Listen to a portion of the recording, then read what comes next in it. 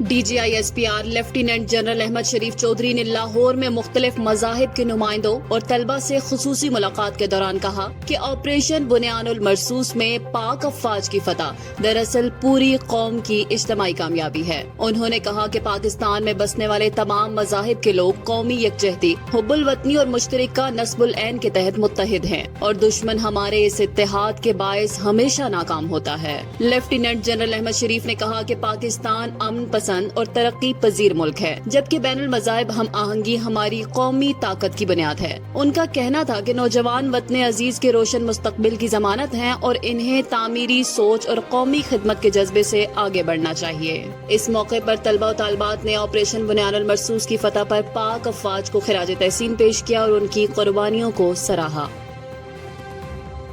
इस्लामाबाद में वजीर आजम शहबाज शरीफ से यूरोपीय यूनियन की सफीर रीना क्वेनका ने अलविदाई मुलाकात की। वजीर आजम ने यूरोपीय यूनियन के साथ पाकिस्तान के दीरीना ताल्लुकात के फरोग में उनके किरदार को सराहा और उनके दौरे मुलाजमत को कामयाब करार दिया। मुलाकात में वजीर आजम ने 2022 के तबाहकुन सैलाब के दौरान यूरोपीय यूनियन की बरवक्त इमदाद और सफीर की जाती कोशिशों पर उनका शुक्रिया अदा किया। वजीर आजम शहबाज शरीफ ने GSP+ स्कीम में पाकिस्तान की दिलचस्पी और यूरोपीय यूनियन के साथ मुआशी रवाबित बढ़ाने के अज़्म का भी इयादा किया। मुलाकात के दौरान बाहमी दिलचस्पी के अमूर और सियासी सूरत हाल पर भी तबादला ख्याल किया गया। यूरोपीय यूनियन के सफीर ने कहा कि वो अपनी नई जिम्मेदारियों के दौरान भी पाकिस्तान और यूरोपीय यूनियन के ताल्लुकात को फरोग देने में अपना किरदार अदा करती रहेंगी।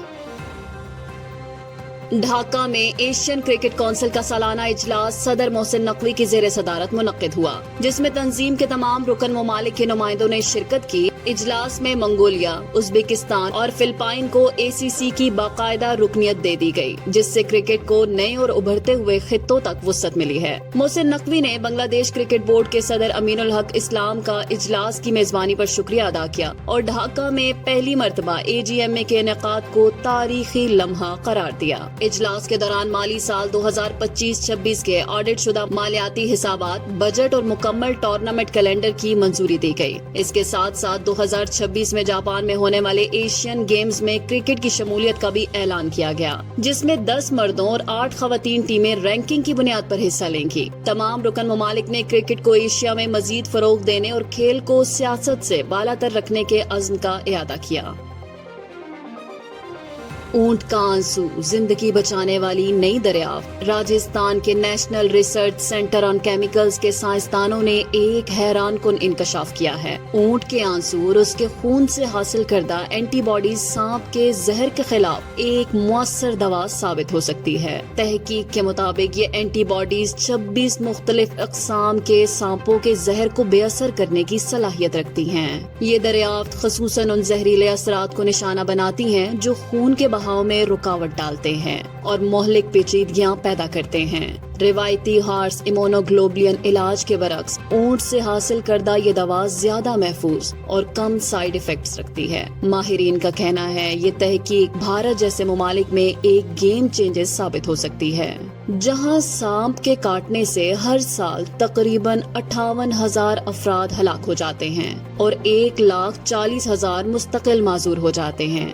अगर ये एंटीवेनम इंसानी इस्तेमाल के लिए मंजूर हो जाती है तो ये देही इलाकों के लिए सस्ती और मुअस्सर जिंदगी बचाने वाली दवा बन सकती है।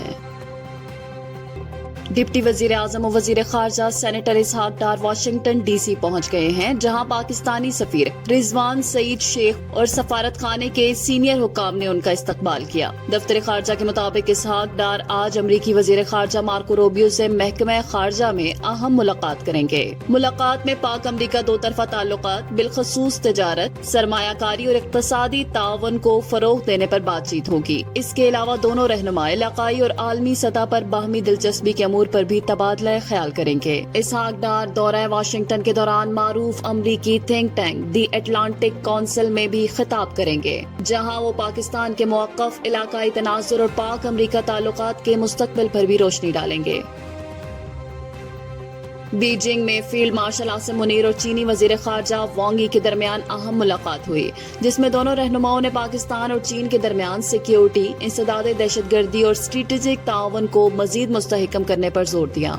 فیلڈ مارشل نے پاکستان میں چینی شہریوں اور کمپنیوں کی سیکیورٹی کے لیے پاک افواج کے مکمل عزم کا اعادہ کیا، جبکہ چینی وزیر خارجہ نے پاکستان کی کوششوں کو بھرپور حمایت اور پاک فوج پر مکمل اعتماد کا اظہار کیا۔ ملاقات میں علاقائی اور عالمی صورتحال پر بھی تبادلہ خیال کیا گیا اور باہمی مفادات کے تمام امور پر قریبی تعاون جاری رکھنے پر اتفاق ہوا۔ وزیر اعظم ہاؤس میں خیبر پختونخوا کے ضم شدہ اضلاع کے قبائلی عمائدین کا اہم جرگہ منعقد ہوا۔ اس جرگے کی قیادت جمعیت علماء اسلام فے کے سربراہ مولانا فضل الرحمان نے کی، جبکہ وزیر اعظم محمد شہباز شریف نے وفد کو خوشامدید کہا۔